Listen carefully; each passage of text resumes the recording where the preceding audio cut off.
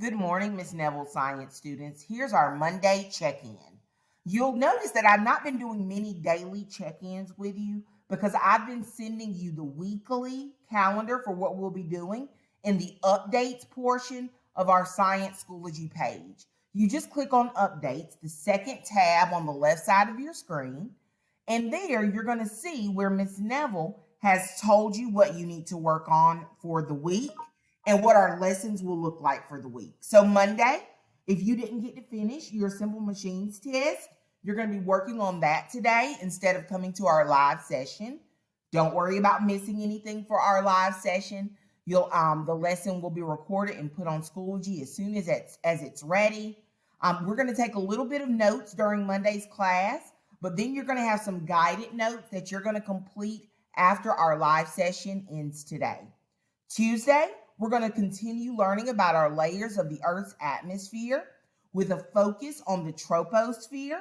Notice how we won't be teaching all of the layers at once during our live session. You'll need to make sure you get that done through your Monday guided notes assignment. Wednesday, there is no live session. Instead, there's going to be a recorded lab that you'll have to watch and complete your lab report on.